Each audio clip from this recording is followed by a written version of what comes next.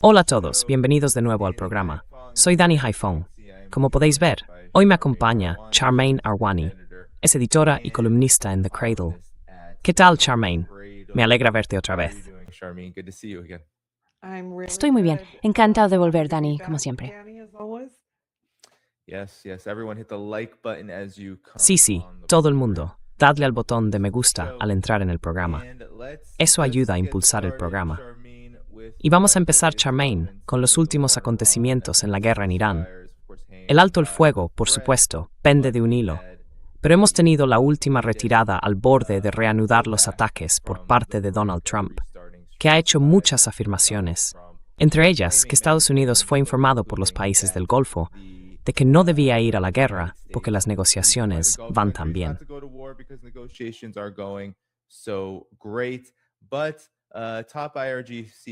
Pero los altos cargos de la Guardia Revolucionaria, como informó The Cradle, están preocupados. No se muestran tan seguros con la situación y están lanzando advertencias bastante serias a Estados Unidos. Una de ellas dice que el ejército iraní llevará esta guerra más allá de la región si se reanudan los ataques. Y todo esto llega justo cuando hay una nueva evaluación de inteligencia. Otra más, parece que tenemos una cada 2 días últimamente, que indica que Irán ha reconstruido su capacidad militar mucho más rápido de lo que Estados Unidos esperaba, sobre todo teniendo en cuenta que llevamos unas 6 semanas de alto el fuego. Así que, Charmaine, ¿en qué punto estamos ahora mismo en esta guerra?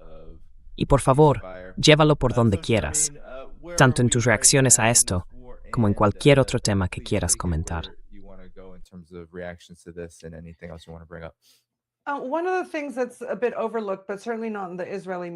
Una de las cosas que ha pasado un poco desapercibida, aunque desde luego no en los medios israelíes, es esa gran explosión sin explicación que tuvo lugar hace unos días. Y según informaron algunos medios en hebreo, se trataba supuestamente de una instalación para fabricar y probar misiles interceptores. Así que los israelíes creen que esa podría ser la razón de fondo del retraso. O al menos muchos en Israel se preguntan si fue por eso. Pero hoy tenemos algunas noticias que podrían aclarar que la causa es mucho más sencilla. Ahora mismo estamos en época de la peregrinación a la Meca, el Hajj, ese importante evento anual al que los musulmanes de todo el mundo aspiran a asistir. Y al parecer, los saudíes, porque según contó el propio Trump, los aliados del Golfo le dijeron, no vayas a la guerra con Irán ahora. Exacto.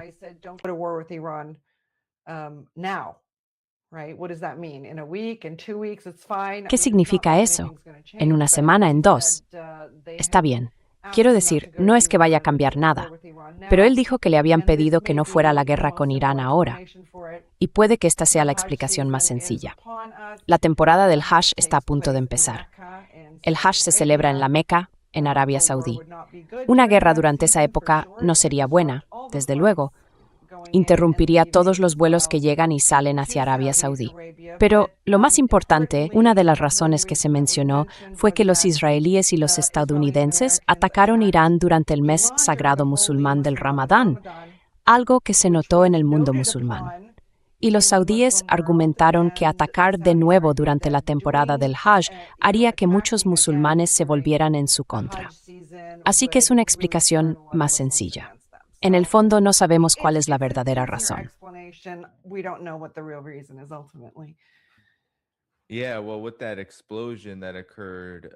Sí, bueno, con esa explosión que ocurrió en Israel, algunos decían que, estaba cerca de lo que podría ser un sitio nuclear, pero parece que en realidad era una fábrica de armas.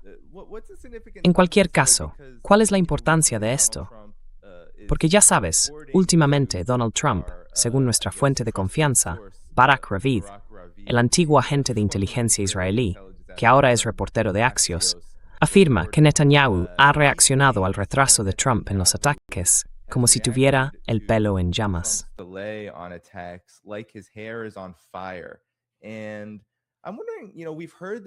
Y me pregunto, ya sabes, esto lo hemos oído muchas veces antes. Trump dijo que Netanyahu o Israel hará lo que Estados Unidos quiera que hagan. Lo hemos escuchado antes, incluso antes del 28 de febrero. ¿Qué opinas de esto, sobre todo a la luz de esta explosión? Y también teniendo en cuenta que, al parecer, Los países del Golfo están ahora en la postura de esperemos, al menos durante un periodo muy largo, antes de reiniciar la guerra. Y por supuesto, tienes a Israel en el otro lado, que desde que empezó el alto el fuego ha estado presionando para reanudar las hostilidades.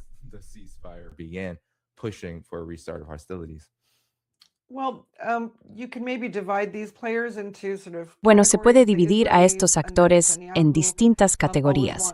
Los israelíes, bajo Netanyahu, siempre quieren que haya guerra. Quieren que continúe hasta que Irán no solo esté derrotado, ni siquiera hasta un cambio de régimen, sino hasta quedar paralizado, ya sabes, en lo estructural y en lo económico. Esto es, en el fondo, lo que hace el imperio del caos. Es como si ni siquiera necesitaran ganar una guerra para anular la capacidad de un país de proyectar poder y ser soberano durante décadas, ¿verdad? Así que eso es una cosa. Los israelíes siempre quieren que haya guerra. Y la única forma que tiene Netanyahu de evitar sus problemas legales internos es precisamente la guerra.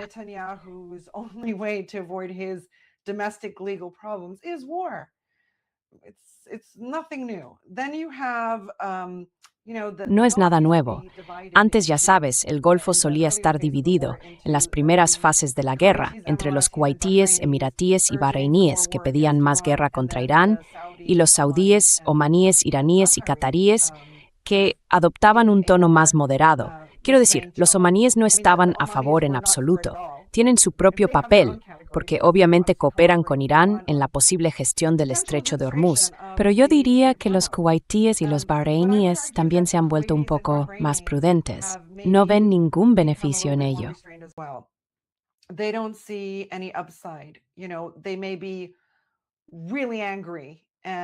Puede que estén realmente enfadados y se sientan humillados incluso por lo que ha hecho Irán al tomar represalias en sus países, porque permitieron que las fuerzas estadounidenses lanzaran ataques desde allí.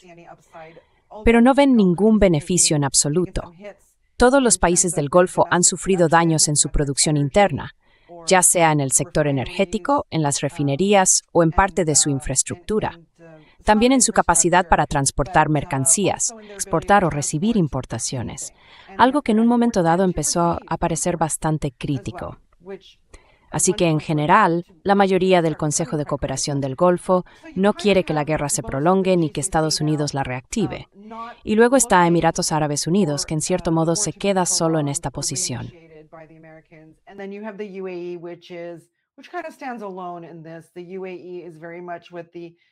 Los Emiratos Árabes Unidos están muy alineados con el proyecto israelí en la región.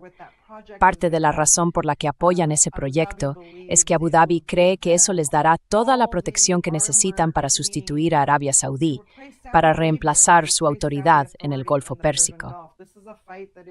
Este conflicto salió a la luz de forma muy pública a finales del año pasado y en gran parte se ha pasado por alto por todo lo que vino después.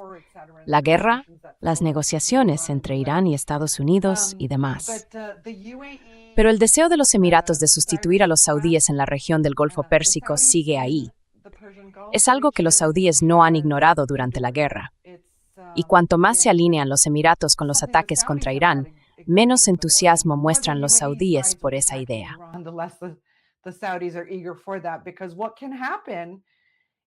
Porque lo que puede pasar en una guerra abierta es que proyectiles supuestamente lanzados desde Irán, pero que en realidad provengan de Israel o de los Emiratos Árabes Unidos, acaben golpeando instalaciones saudíes. Porque claro, a esos países no les gustaría nada más que ver a todos los estados árabes del Golfo Pérsico en guerra con Irán, ¿verdad? Porque eso también debilitaría a Arabia Saudí, evidentemente. Y eso es algo que, bueno, es una situación ventajosa para israelíes y emiratíes que no debería pasarse por alto. El problema emiratí en la región es enorme, pero no se percibe tanto en inglés fuera de la zona. Porque, ya sabes, para los estadounidenses, esos informes diarios sobre el estrecho de Hormuz, sin que cambie nada de fondo, parecen ser la única historia que importa. Pero en Asia Occidental no es así.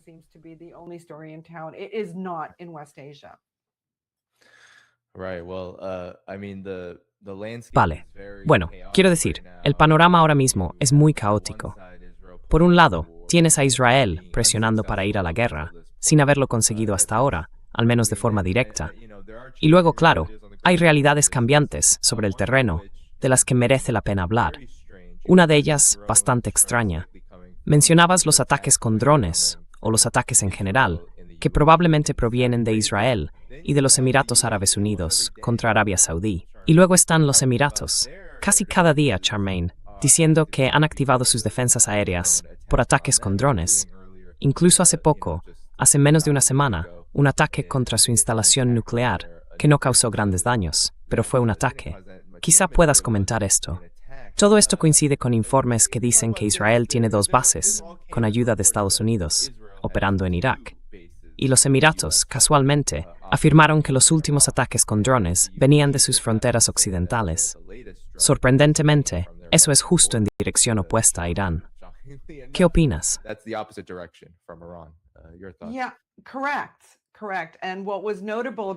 Sí, correcto, correcto. Y lo que fue destacable el gran ataque con drones que llamó la atención fue el que tuvo como objetivo la central nuclear de Barakah, en los Emiratos. Y esta central nuclear, que produce energía, representa, leí en algún sitio, cerca del 25% del consumo eléctrico interno. Así que es un objetivo de infraestructura muy importante.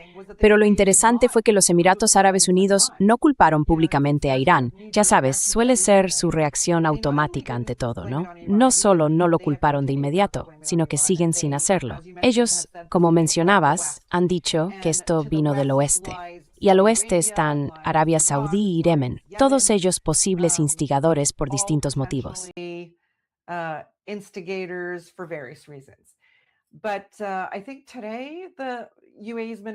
Pero creo que hoy el Ministerio de Defensa de los Emiratos Árabes Unidos dijo que los drones que atacaron esa instalación nuclear venían de Irak. Así que ahora han hecho una declaración oficial culpando a un país. Pero la distancia entre Irak y los Emiratos es, creo, de unos 1,000 kilómetros. No tiene mucho sentido que un país como los Emiratos y los países que hay entre Irak y los Emiratos, todos en el nivel máximo de alerta, con sistemas defensivos avanzados, radares y todo eso, no hayan podido detectar drones que se mueven despacio desde territorio iraquí. Y además es un territorio que están vigilando activamente desde que empezó esta guerra. Así que no estoy tan seguro. Quizá Irak sea ahora mismo un país fácil de culpar.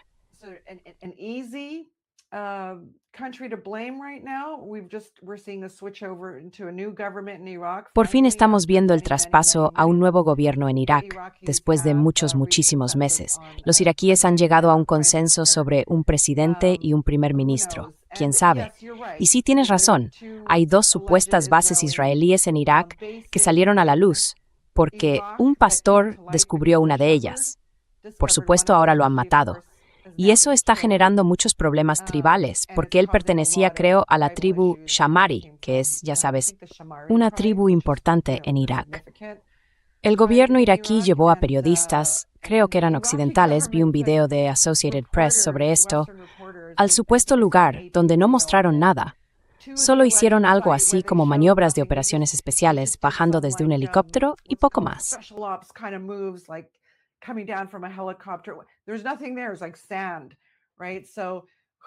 Ahí no hay nada, es como arena, ¿no? Así que, ¿quién sabe de qué iba eso? Llevarlos a una base que no existe cuando en realidad no sabemos dónde estaba esa base. Es una posibilidad. El hecho de que el ejército israelí y las fuerzas especiales hayan infiltrado Irak no sorprende a nadie. En parte por eso intentaron ocupar el sur de Siria, pero no lo sabemos. Ahora, los Emiratos Árabes Unidos dicen que venían de Irak. Y ya veremos, porque solo en las últimas 48 horas el Ministerio de Defensa de los Emiratos ha dicho que han detectado 6 drones más, infiltrándose, apuntando a lo que ellos llaman zonas vitales del país. No sabemos cuáles son. Y luego, claro, hicieron una declaración sobre su investigación inicial del ataque a la central eléctrica durante el fin de semana. Vale.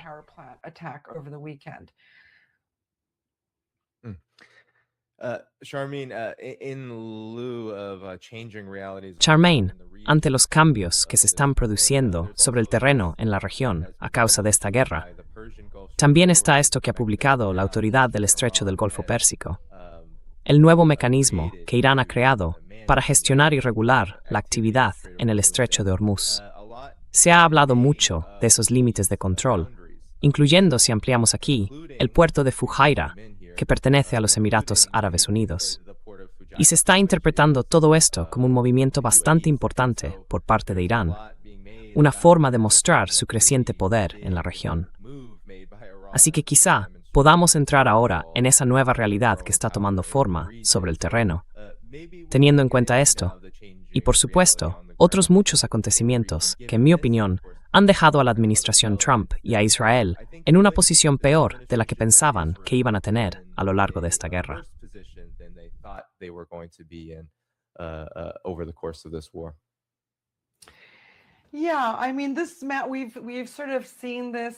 Sí, bueno, este mapa lo hemos visto más o menos en la última semana, este mapa, pero ahora ya es oficial. Y las zonas, claro, esto puede dar pie a cierta argumentación legal por parte del otro bando. Obviamente el estrecho de Hormuz estaba claramente dentro de aguas territoriales iraníes y omaníes y podían hacer lo que quisieran, sobre todo porque la región estaba militarizada y había una guerra, ¿no?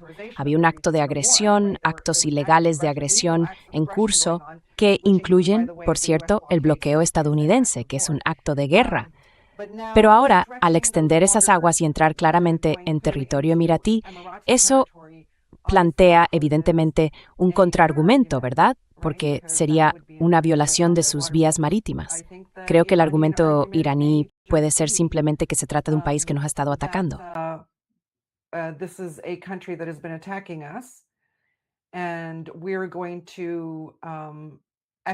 Y vamos a ejercer autoridad para evitar esto, ¿verdad? Es una medida de represalia, ¿no? Por un acto de agresión. No sé si esto llegará siquiera a los tribunales o algo parecido, pero desde luego, desde que empezó la guerra, hemos visto a los países del Golfo Pérsico, de todo el espectro político, presentar declaraciones ante el Consejo de Seguridad de la ONU y ante el secretario general. Creo que están intentando avanzar todo lo posible a través de la guerra legal, por así decirlo. No sé si tendrán éxito o no, y estas cosas suelen tardar muchísimo tiempo. Pero esto es fundamental porque se han extendido desde uno de los 7 emiratos de los Emiratos Árabes Unidos creo que son 2, y luego ya sabes, Ras Al Khaimah y también Fujairah.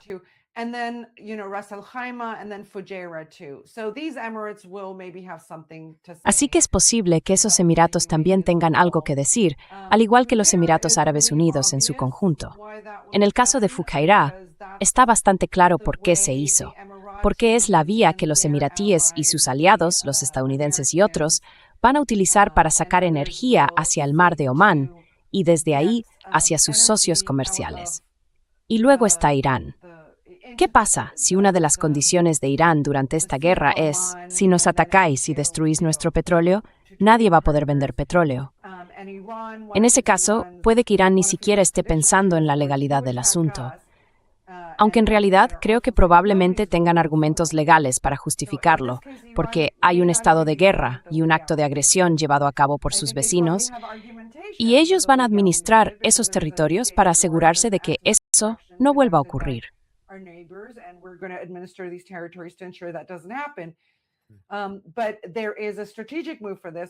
Pero hay un movimiento estratégico detrás de esto, porque vamos a deteneros al país más agresivo del Golfo Pérsico contra Irán. Vamos a impedir que exportéis, vamos a impedir que encontréis formas de eludir nuestras órdenes, ¿de acuerdo? Porque somos la parte ganadora, como creen los iraníes, en esta guerra hasta ahora. Y tenéis que afrontar las consecuencias y pagar reparaciones y todo eso. Estoy seguro de que con el tiempo, si la guerra termina y se construye un nuevo consenso de seguridad y económico en el Golfo Pérsico, con Irán como socio, sin la intervención de estados extranjeros o ajenos a Asia Occidental, entonces esas fronteras que acabas de mostrarnos cambiarán.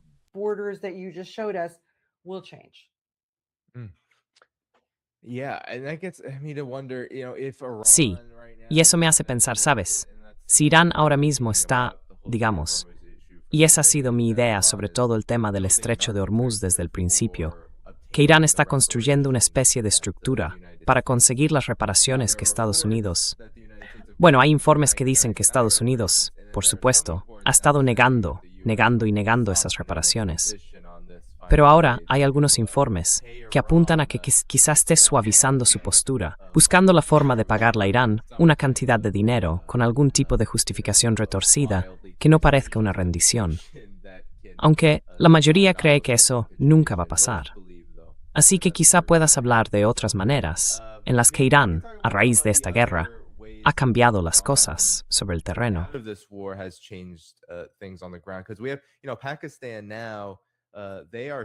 Porque ahora tenemos a Pakistán, que de hecho va a enviar a su primer ministro a Pekín dentro de poco. Y esto llega después de que, claro, China haya recibido a Putin y antes a Trump. Pakistán ha tenido un papel importante en la mediación. Irán ha hablado muy positivamente de Pakistán y China también ha elogiado sus esfuerzos. Y sé que hay asuntos aún mayores, temas más amplios en la región relacionados con Pakistán.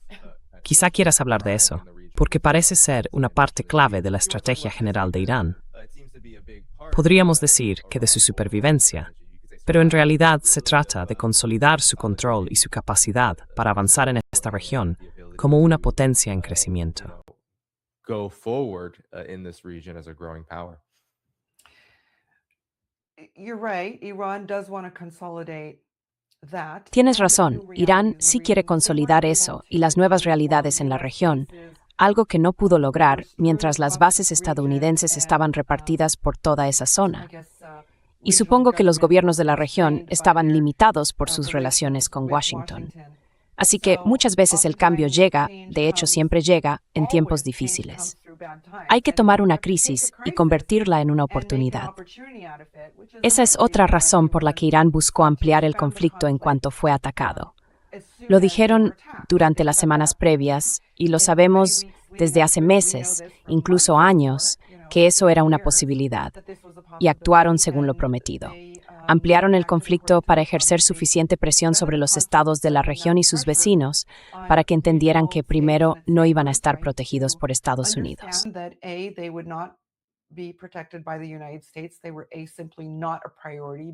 A ver, primero no era una prioridad. Y segundo, los sistemas de misiles iraníes pudieron esquivar cualquier cosa que Estados Unidos tuviera para interceptar proyectiles, ¿verdad? Creo que eso ha quedado muy claro. Hemos visto reacciones en todos los estados del Golfo, dándose cuenta de que no hay ninguna garantía que los estadounidenses puedan ofrecer, y que de hecho, la presencia estadounidense convierte a esos países en un objetivo. Así que los cálculos han cambiado. Una de las cosas más interesantes para mí fue ver a los saudíes mantenerse al margen y bastante callados cuando la guerra empezó realmente y cuando Irán comenzó a responder en los estados del Golfo Pérsico, ¿no? Se mantuvieron relativamente en silencio, hicieron algunas declaraciones para su público interno, como era de esperar, pero en el escenario internacional, en el plano regional, dieron un paso atrás. A diferencia de los Emiratos Árabes Unidos, Bahrein y Kuwait.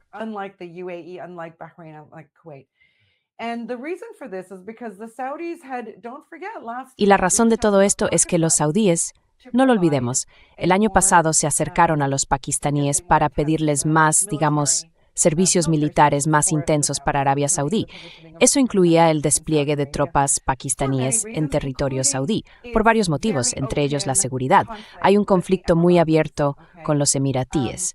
Este movimiento metió a Pakistán en el centro de todo, antes incluso de que la guerra empezara en febrero. Y ahora mismo, lo que realmente me interesa es Pakistán. Digamos que en el último mes y medio hemos visto surgir una especie de grupo de 4 países: Egipto, Arabia Saudí, Turquía y Pakistán, ¿verdad? ¿Qué han estado haciendo? No hay países occidentales sentados en esa mesa. Son conversaciones privadas. Desde luego, los pakistaníes y, bueno, los saudíes mantienen buenas relaciones tanto con Pakistán como con Egipto.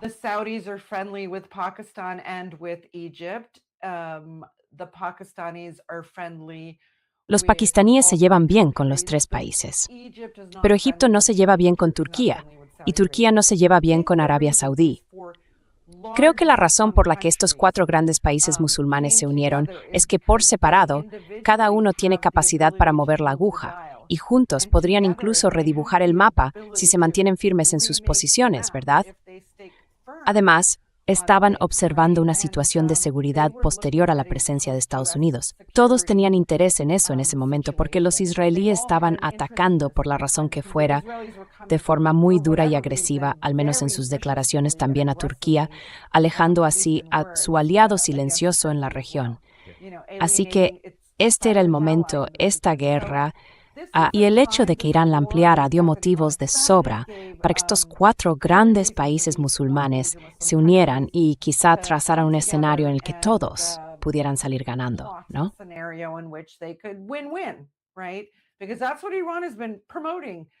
Porque eso es lo que Irán ha estado promoviendo. Quiero decir, desde que impulsó, creo que a finales de la década de 2010, quizá fue en 2017 o 2018, los iraníes promovieron su iniciativa HOPE, que en realidad buscaba garantizar la seguridad del Golfo Pérsico, entre los estados ribereños. Y eso fue realmente importante. Los iraníes lo vieron como una situación en la que todos ganaban. Los estadounidenses lo vieron como una pérdida total, ¿verdad? Porque entonces no tendrían bases, no tendrían, ya sabes, la influencia y tampoco la capacidad de presionar a sus estados aliados del Golfo para que siguieran comerciando en dólares estadounidenses. Desde esa perspectiva, el comercio en yuanes se volvería mucho más probable.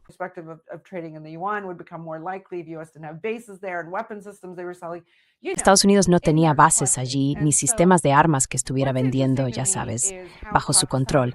Y lo que me resulta interesante es cómo Pakistán ha asumido de repente el papel de mediador. Vale, los pakistaníes son ahora los negociadores entre los estadounidenses y los iraníes. Bien, pero además han creado este grupo paralelo, lo que significa que Pakistán tiene la atención de Riad, de El Cairo y de Ankara. Eso es enorme. Ahora todos están implicados, no solo hablando, sino comprometidos en buscar soluciones. Y Pakistán, de forma bastante curiosa, esto es algo que estamos siguiendo en The Cradle, por cierto, ha ofrecido algo a Rusia, y no solo a Rusia, también a Azerbaiyán, que ha estado muy cerca de Israel y en cierto modo en contra de Irán, ¿verdad?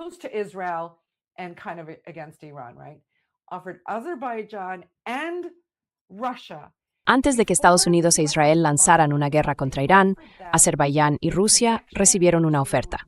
Les propusieron una conexión con Gwadar, ese gran puerto pakistaní construido con ayuda china. Seguro que ya podría señalarlo en un mapa. La idea era, antes incluso de que empezara la guerra, decirles, conectemos nuestro CPEC, es decir, el corredor económico China-Pakistán, ¿verdad? Y el puerto de Gwadar es una ruta comercial marítima clave para ambos países. Querían enlazarlo con el corredor internacional de transporte norte-sur, cuyos principales participantes son India, Irán y Rusia.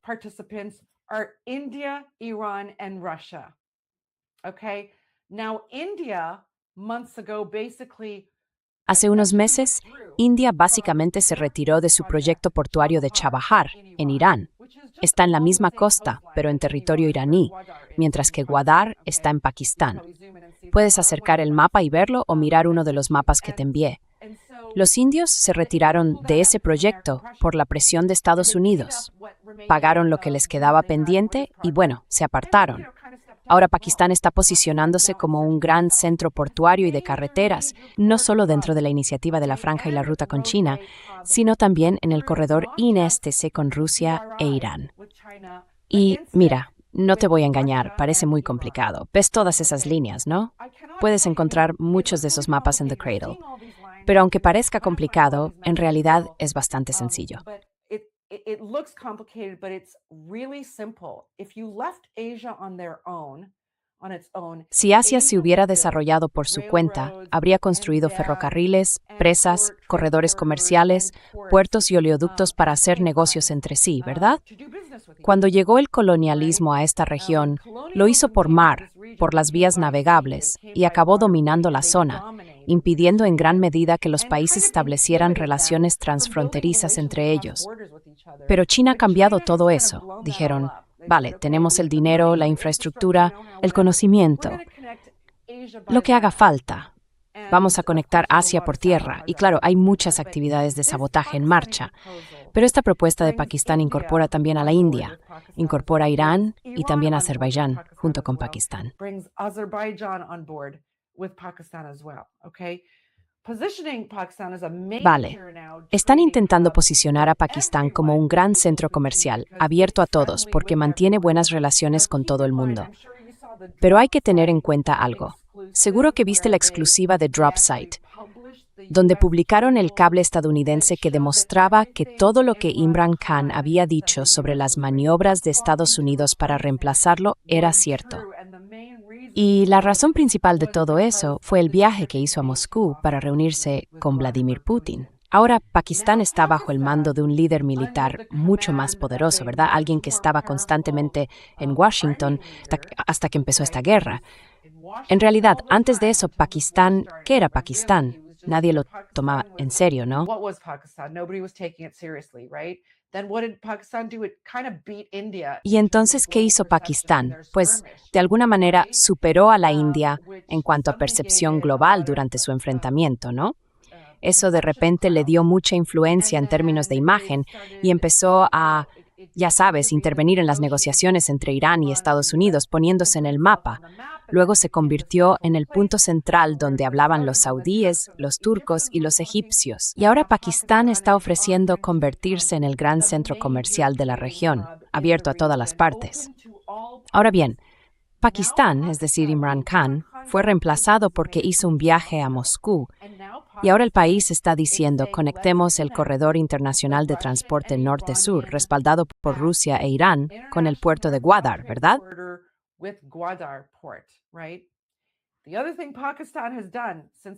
Otra cosa que ha hecho Pakistán desde que empezaron las negociaciones, y te he enviado también un mapa de eso, somos unos fanáticos de los mapas en la cuna, es crear 6 corredores para que Irán pueda transportar mercancías hacia dentro y fuera del país.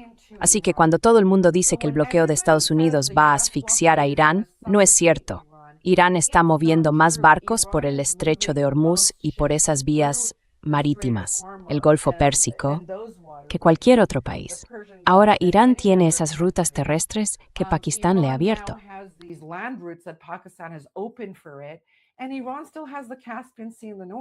Irán sigue teniendo el Mar Caspio al norte, que es una ruta esencial dentro del INSTC, el Corredor Internacional de Transporte Norte-Sur.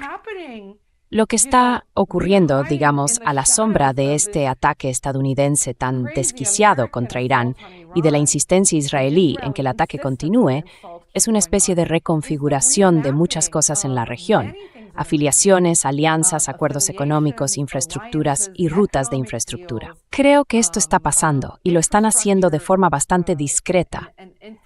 Quizás sea bueno que no aparezca en los titulares occidentales, porque entonces los estadounidenses tendrían que reaccionar.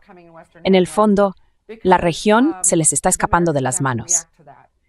Lo que me interesa es cómo un Pakistán que hasta hace poco, ya sabes, recibía dinero de los Emiratos Árabes Unidos, y cuando los Emiratos retiraron ese dinero, ¿verdad?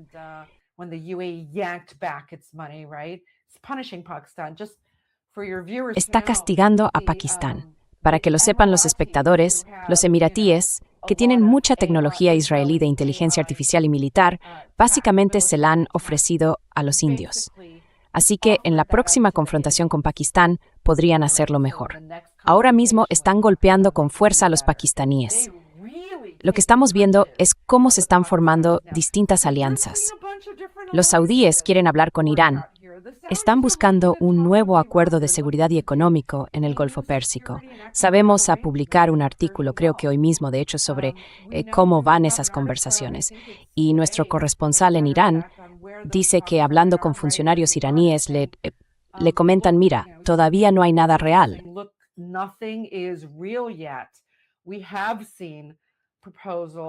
Hemos visto propuestas, pero ya sabes, son como resúmenes de una página, no documentos muy detallados al estilo de los que emite la Guardia Revolucionaria iraní en el estrecho de Hormuz.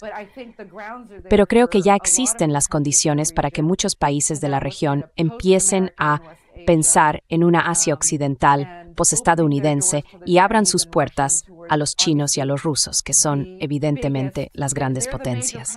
Son potencias globales, sí, pero también las potencias principales de este siglo euroasiático, ¿verdad? Y por supuesto, Irán se ha colocado ahí, porque después de demostrar sus capacidades y su habilidad para establecer hechos sobre el terreno, Irán es, como muchos analistas occidentales han señalado, la nueva potencia mundial. Perdón, eso ha sido muy largo y un poco enrevesado. Espero no haber perdido a tu audiencia. Voy a mirar los comentarios ahora.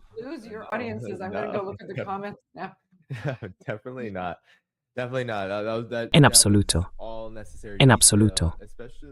Todos esos detalles eran necesarios, sobre todo porque aluden, ya sabes, a lo que creo que son los Estados Unidos y el propio Donald Trump. Una obsesión con los bloqueos y una gran dependencia de la Marina estadounidense para intentar asfixiar a los países que quieren destruir, como Irán, por mar, por las vías marítimas. Algunos incluso han dicho que quizá Estados Unidos e Israel quieren que el estrecho de Hormuz se vea implicado, no solo porque los precios más altos del petróleo puedan generar beneficios, sino también porque así podrían reafirmar cierto control, a pesar de las consecuencias económicas que eso tendría.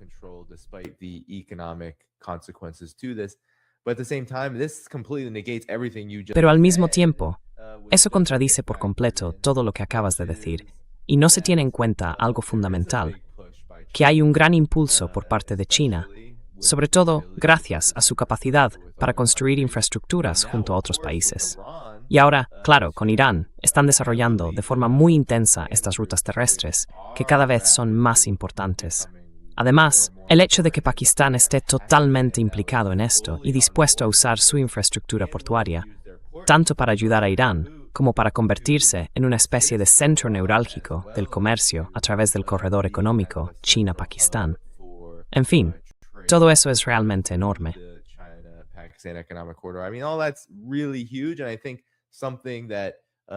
Y creo que eso es algo que quizá encaje con la visión del gobierno de Trump, porque es algo que realmente no pueden evitar, salvo que intenten bombardear a todo el mundo. Y vamos, ni siquiera pudieron mantener los bombardeos sobre Irán durante más de un mes. Fue poco más de un mes antes de tener que parar y reabastecerse. No se puede bombardear todo. Simplemente no se puede. Así que, sobre todo si quieres que Pakistán siga desempeñando el papel que tiene ahora, llevándose bien con todos, si bombardeas Pakistán, pierdes a Pakistán. Y eso es un gran problema. ¿Cuál es tu reacción a esto? Porque es más o menos lo que me parece mientras hablabas del tema.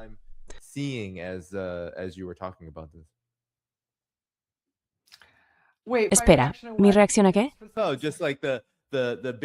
Igual que las grandes consecuencias que esto tiene para Estados Unidos e Israel, que intentan conseguir lo que quieren de esta guerra, teniendo en cuenta que Pakistán está jugando con China y con esas rutas terrestres, todo eso que acabas de explicar.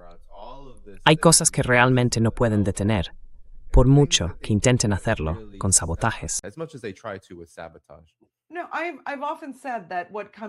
No, yo he dicho muchas veces que lo que viene después de esta guerra es puro terrorismo por parte de Estados Unidos y sus aliados, incluido Israel, porque no tienen otra forma de frenar estos grandes proyectos, ya que son proyectos que realmente benefician a todos, militar, económica y estratégicamente para todos los actores de Asia Occidental. Entonces, ¿cómo consigues que la gente se dispare en el pie? No lo hacen, al final se dan cuenta. Y de hecho, esta guerra ayudó al Golfo a darse cuenta y a muchos países árabes, a entender que los estadounidenses eran en cierto modo tigres de papel y que en el fondo no iban a jugar todas sus cartas ni a poner todo su poder militar al servicio de ninguno de sus regionales.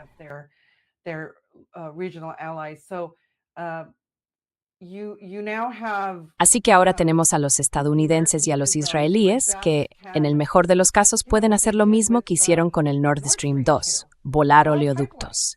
El Siberia 2, ¿no? El gasoducto Fuerza de Siberia 2 lo vuelan. El Fuerza de Siberia 1 lo vuelan. Los oleoductos turcos, ya sabes, están intentando conectar Irak y el Golfo Pérsico directamente con Turquía, con ferrocarriles, y creo que también está el canal, un gran proyecto nacional de canal. Todo eso lo van a bombardear. Quiero decir, eso es lo que van a hacer, convertirse de hecho en terroristas. Si alguien tiene alguna duda, es lo que vamos a ver. Vamos a ver terrorismo, porque estos países ya no pueden permitirse ir a la guerra, no pueden pagarla.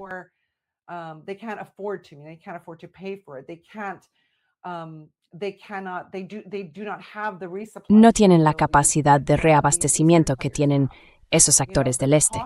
Los costes son demasiado altos para los estadounidenses y ni siquiera están consiguiendo los minerales de tierras raras de China que necesitarían para alimentar toda la tecnología y el material militar que usan en la guerra. Así que el mundo está cambiando.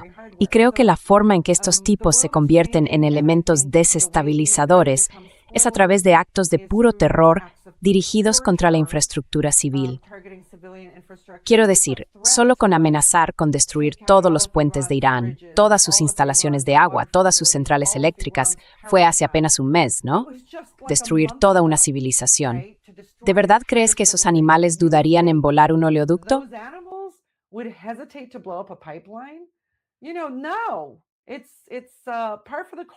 Ya sabes, no es lo normal hoy en día.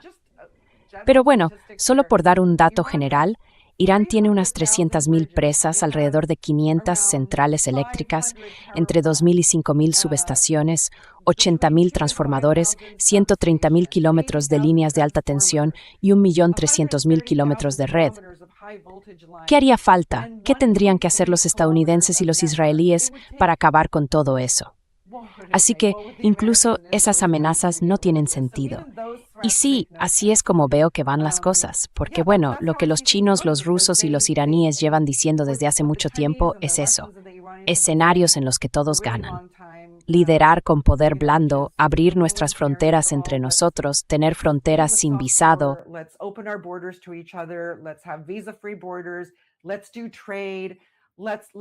Hagamos comercio. Dejemos que os ayudemos con vuestra infraestructura sin aprovecharos ni quedarnos con ella durante la próxima década, el próximo siglo o dos, ¿vale? Pero vamos a ver. La construimos. Todos sacamos algo de ello. Vosotros ganáis, nosotros también. Es como la refinería nigeriana que se construyó con ayuda china, ¿verdad? Un multimillonario nigeriano se preguntó por fin, ¿por qué Nigeria, un país rico en petróleo, envía su crudo a Estados Unidos y a otros lugares para refinarlo y luego lo compra de vuelta a precios astronómicos? Fíjate, ahora Nigeria, en menos de un año desde que la refinería empezó a funcionar, hubo muchos actos de sabotaje, por cierto. Ahora Estados Unidos está enviando petróleo para refinarlo allí, en Nigeria. Así que todo está cambiando.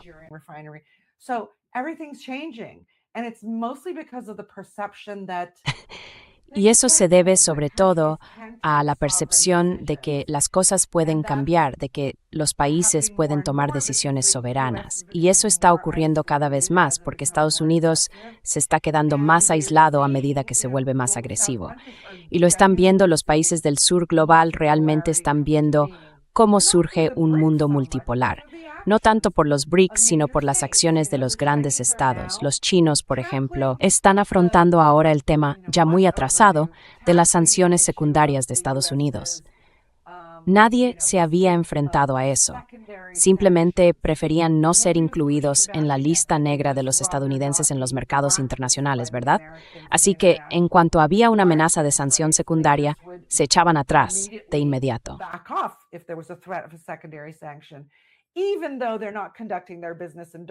Aunque no hagan sus negocios en dólares, aunque no comercien con Estados Unidos, simplemente se apartaban de hacer negocios con Irán, con Rusia, con Cuba y así sucesivamente. Ahora los chinos están diciendo no podéis hacerlo. Están ordenando a las empresas chinas que no respondan a las sanciones secundarias o serán castigadas, ¿verdad? Y entonces las empresas chinas dicen, bueno, no puedo hacer nada al respecto. La ley nacional prevalece sobre la jurisdicción estadounidense. Y por cierto, para quienes nos escuchan, no es otra promoción de The Cradle, pero justo hoy hemos publicado una entrevista con una experta en derecho internacional increíble. De verdad es fantástica.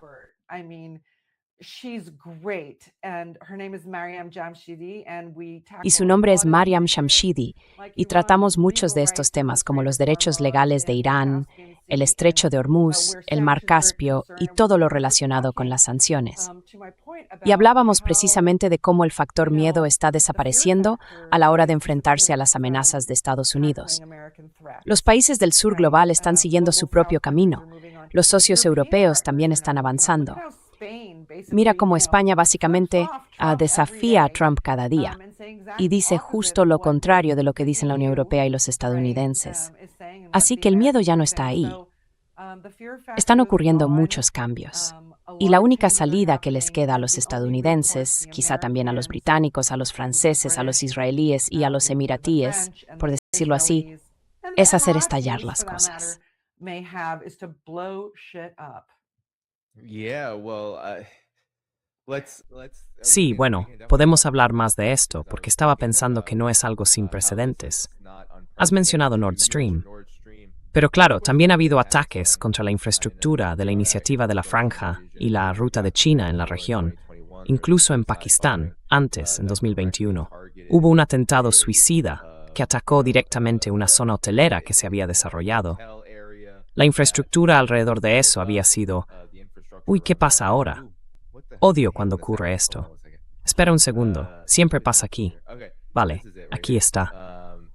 Entonces, hubo un atentado suicida en 2021.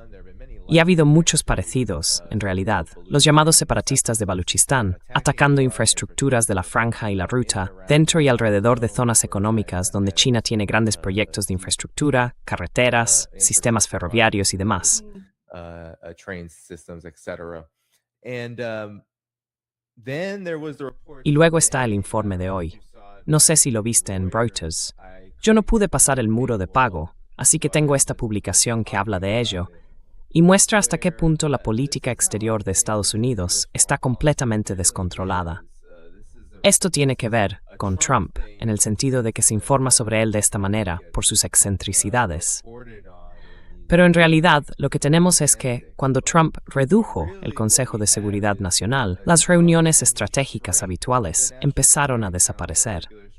Los funcionarios comenzaron a buscar pistas y acabaron manteniendo abierta su cuenta de Truth Social en transmisiones dedicadas, tratando sus publicaciones como si fueran directrices de política exterior en tiempo real.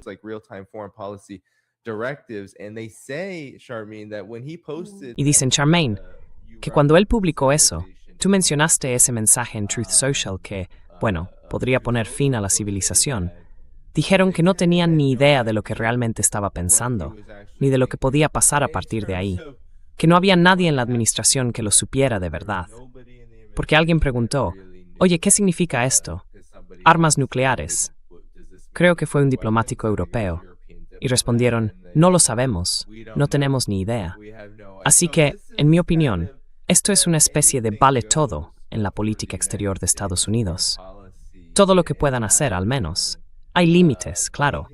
Pero destruir el terrorismo, quiero decir, es algo en lo que han invertido durante décadas y décadas el propio aparato de política exterior estadounidense.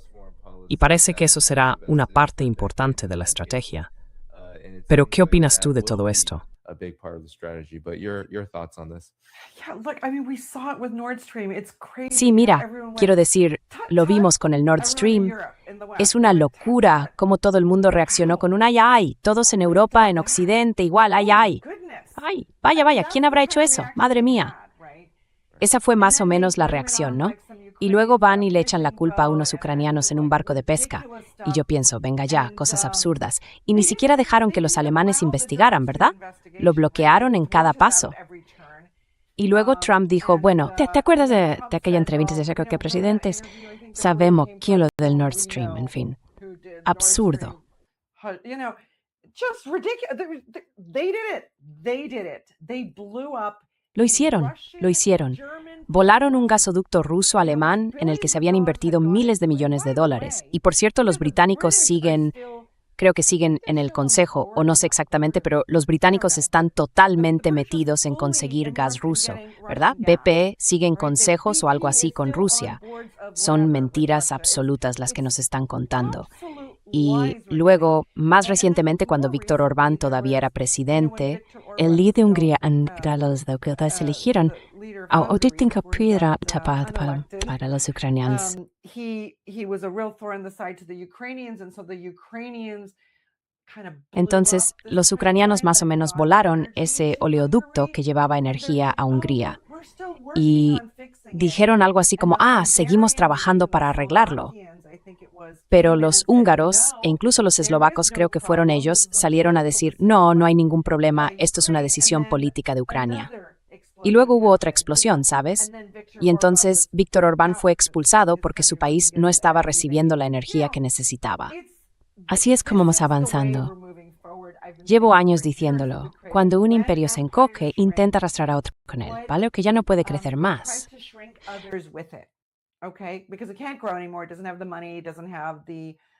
No tiene el dinero, no tiene la credibilidad, no tiene los recursos, no tiene los recursos humanos. ¿Qué saben hacer los estadounidenses hoy en día? No lo digo con mala intención. Está claro que hay gente formada en muchas profesiones y especialidades en Estados Unidos. Pero me refiero a que, bueno, es una economía de servicios. Ya sabes, cualquiera puede servir en un KFC. Cualquiera puede atender llamadas de clientes. Así que básicamente cuando un imperio se encoge, lo que intenta hacer es provocar caos en otros lugares para arrastrar consigo a las grandes potencias que existen o a las que están creciendo, ¿verdad? Pero la otra alternativa, y sobre eso hemos escrito, es algo de lo que hablo constantemente.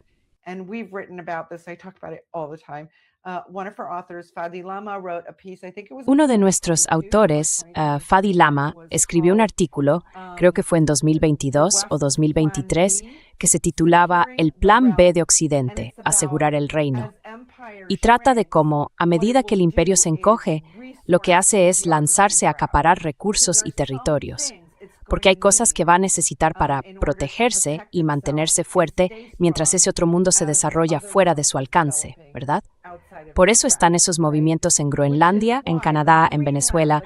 Todos esos intentos de controlar la energía tienen que ver con eso, asegurar el reino, el plan B, mientras el imperio se reduce. Así que sí, creo que nos esperan tiempos muy difíciles. Son países que además usan con mucha ligereza las llamadas operaciones de bandera falsa. Si quieren influir en la opinión pública británica en una dirección concreta, ya sabes, le echan la culpa a los rusos.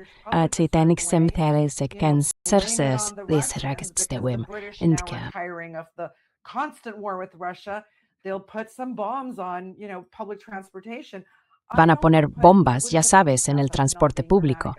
No les pondría ningún límite. No estoy siendo dramático, solo te doy ejemplos claros de cómo estos actores, el imperio y sus aliados, han bombardeado infraestructuras reales y luego han intentado culpar a otros. Así que eso es lo que deberías tener en mente. Y no pienses que solo va a pasar en países de mayoría no blanca, porque para manipular la percepción de su propia gente, sí, para hacer propaganda entre sus propias poblaciones, como todos sabéis que hacen, van a tener que asustaros, o mejor dicho, aterrorizaros, para que apoyéis decisiones políticas absurdas. Así que sí, creo que hacia ahí vamos. Mientras tanto, el resto del mundo sigue adelante con proyectos y decisiones soberanas. Es un momento muy interesante, pero sí creo que aún nos queda pasar por mucho infierno antes de llegar a lo bueno.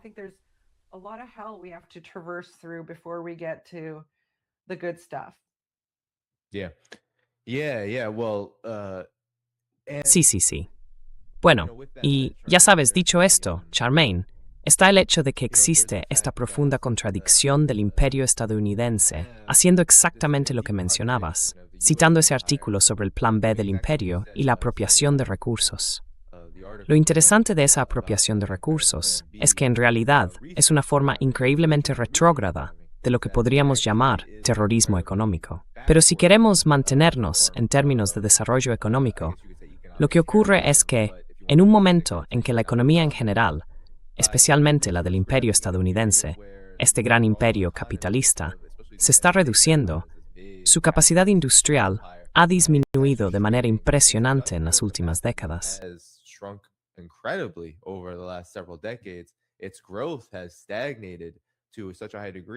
Su crecimiento se ha estancado hasta un punto muy alto, y en realidad depende de las finanzas, de Wall Street y, por supuesto, del petróleo, y de sectores con muy poco valor añadido, aunque antes fueran fundamentales para su propia infraestructura económica. Es, por un lado, un intento de proyectar poder, pero lo hace desde una base de declive real, de debilidad relativa y de un camino continuo hacia el colapso, porque todo el poder industrial se está desplazando hacia el este. Es allí donde está ocurriendo el verdadero desarrollo, en China y ahora también en Rusia. Todos esos corredores de los que hablas, Todo eso va a impulsar el desarrollo industrial. The corridors you're talking about, all of that is going to fuel industrial development. That's where all the growth is that direction.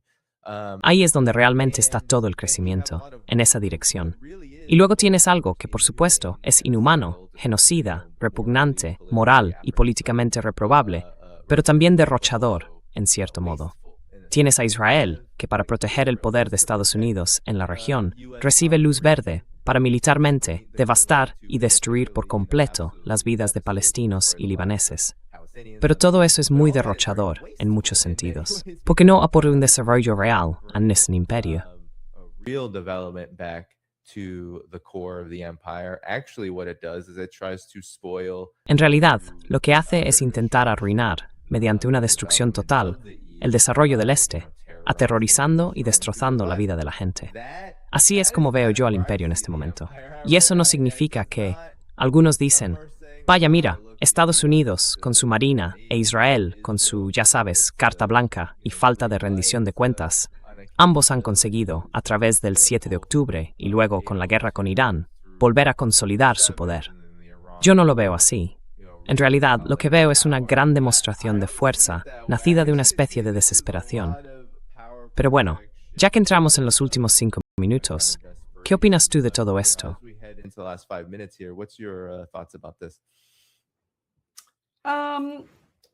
Sí, creo que para entender hacia dónde vamos, hay que mirar a los actores más fuertes en el escenario mundial y ver cómo van a tomar decisiones en momentos de crisis. Y eso normalmente se puede hacer observando solo sus intereses fundamentales, nada más, sin alianzas ni nada por el estilo. Me parece que ya es algo muy evidente, al menos para mí, que China, Rusia e Irán están totalmente alineados en lo esencial, preservar su soberanía y su integridad territorial. Y bueno, creo que el viaje de Trump a Pekín y reunión con Xi Jinping fue muy revelador porque, sinceramente, tengo la sensación de que no consiguió nada.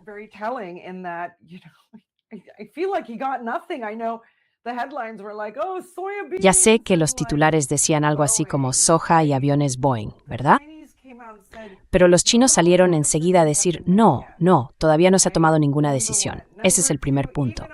El segundo, incluso con Irán, que era la otra pregunta que la gente hacía todo el tiempo, los periodistas le preguntaban a Trump y él dijo, estamos en la misma línea respecto a Irán. ¿Qué dijo exactamente? ¿Dijo que queremos que la guerra termine o que los chinos están pidiendo que la guerra termine? Que ambos queremos libre paso por el estrecho de Hormuz. Y luego añadió algo sobre que los chinos estaban de acuerdo con nosotros en que no hubiera peajes. Por cierto, aquí es donde el lenguaje se usa para confundirnos. No hay peajes.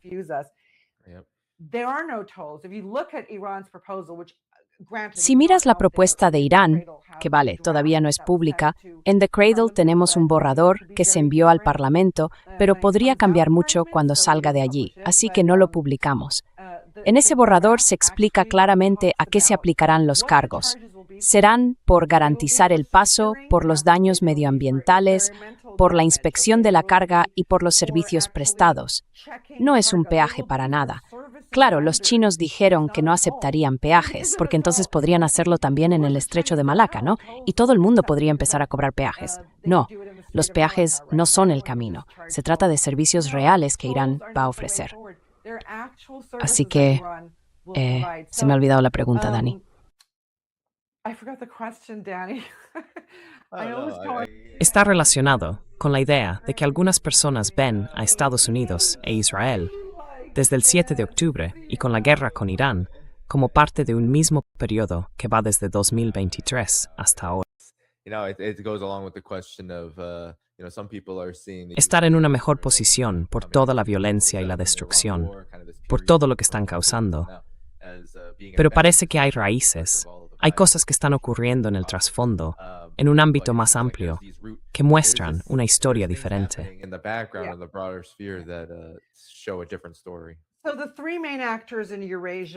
Así que los tres principales actores en Eurasia van por un camino distinto.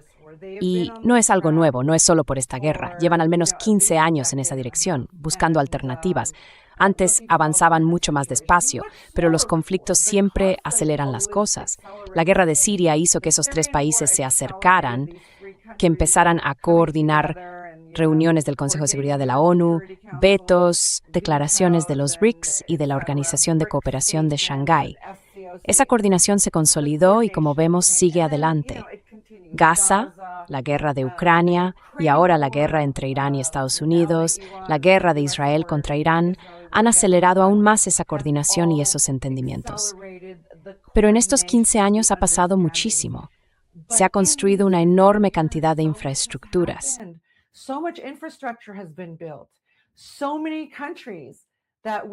Muchos países que antes eran reacios a relacionarse demasiado entre ellos han empezado a ver las ventajas, ¿verdad? No ha sido de la noche a la mañana. Y esto, de verdad, es un acierto total para muchos en el sur global. Al ver lo que hicieron los estadounidenses e israelíes sin motivo, violando el derecho internacional, y sin ser condenados por ello, ¿no? Todo el mundo quiere un resultado distinto. Y ese resultado no te convierte necesariamente en proiraní o en antiestadounidense, sino en alguien que busca un desenlace que garantice la paz y la estabilidad. Quizá bajo la tutela de otros países, no necesariamente Rusia o China. Tal vez Pakistán y Egipto hagan que los saudíes o los kuwaitíes se sientan más cómodos. ¿Sabes a lo que me refiero? Pero con una supervisión en ese sentido, igual que con las inspecciones nucleares en Irán. ¿Por qué tiene que hacerlo IAEA?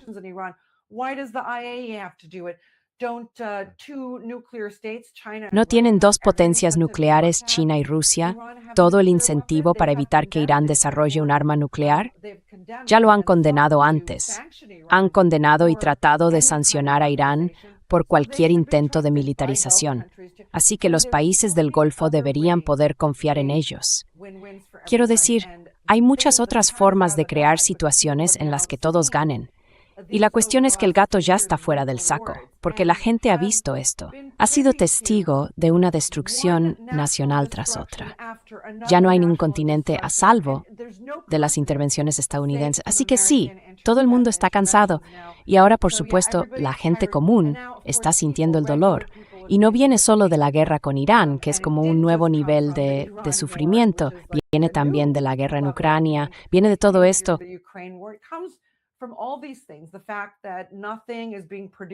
El hecho de que ya no se produzca nada en el mundo occidental, que todo sea capitalismo financiero, operaciones en papel para mejorar los resultados trimestrales de las grandes empresas multimillonarias, eso es algo que los ciudadanos ya pueden ver.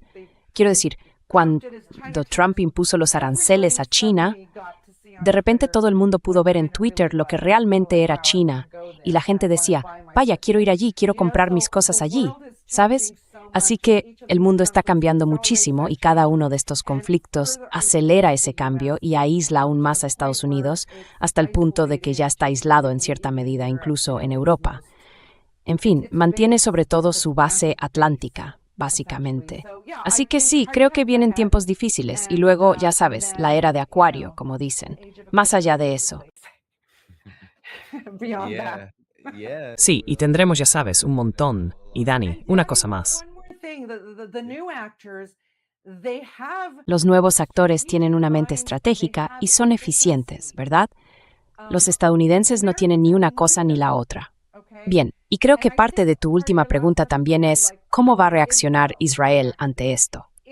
Israel, igual que Trump, el líder de Estados Unidos, y Netanyahu, el líder de Israel, están muy metidos en sus propias burbujas de percepción interna. Por eso siguen equivocándose en todo. Ya no tienen estrategia y ya no tienen eficiencia. Y por eso esto se les va a escapar a las manos.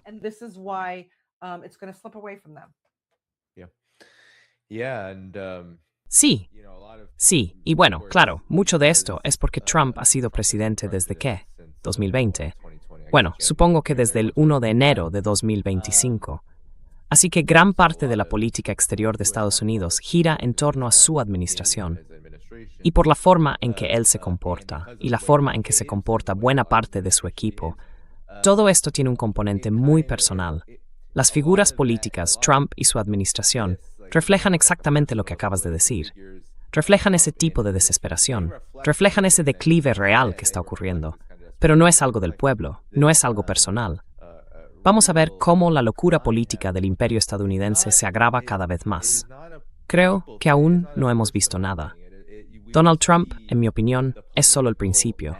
La locura irá peor y a peor, cuanto más se aceleren los procesos de los que acabas de hablar. Y esos procesos son imparables. Algunos dicen que hay que preocuparse por el peligro de una guerra nuclear, pero incluye una guerra nuclear.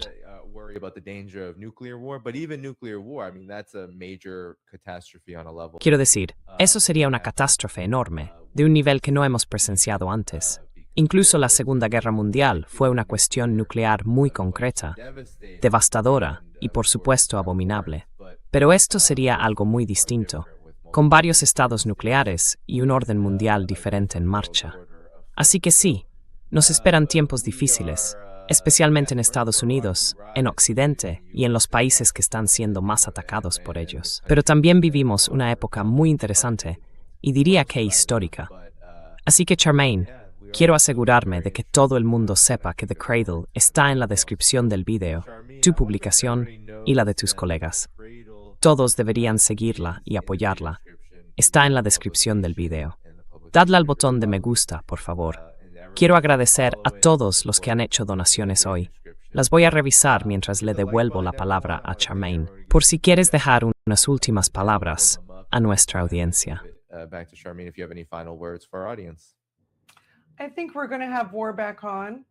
Creo que vamos a volver a tener guerra. Es la parte triste, pero también creo que Irán va a salir aún más fortalecido después de esta ronda porque tiene más cartas que jugar que los estadounidenses y los israelíes.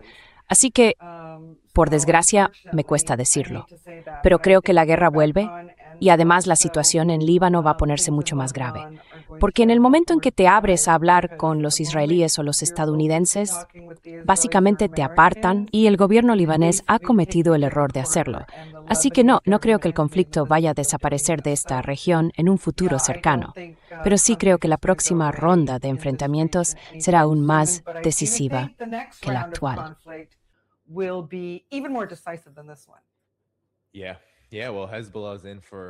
Sí. Bueno, Hezbollah parece estar preparándose para una resistencia muy larga en este momento.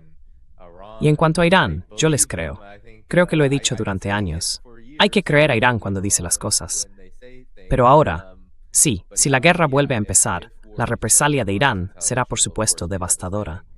Y creo que no veo ninguna posibilidad de que una reanudación de la guerra con Irán no provoque, casi de inmediato, una recesión o incluso una depresión económica mundial, que si no antes, golpeará a Estados Unidos con muchísima fuerza. Tendrá repercusiones globales, pero afectará especialmente a Estados Unidos, porque no creo que los estadounidenses, sobre todo la gente común, estén preparados para una situación en la que la guerra y una recesión económica ocurran al mismo tiempo. Pero acaban de echar a los republicanos y enseñarles un camino nuevo. De verdad, me quedé como, ¿en serio? ¿Cómo ocurre eso?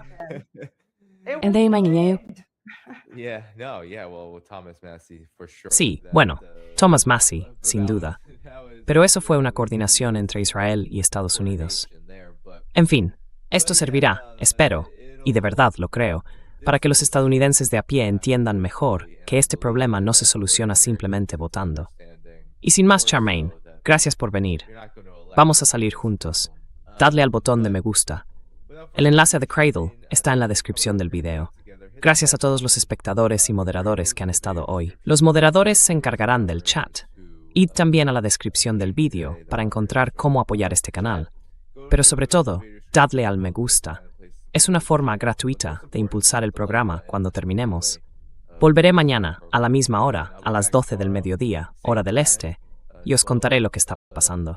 Muy bien, cuidaos. Adiós. Take care. Bye-bye.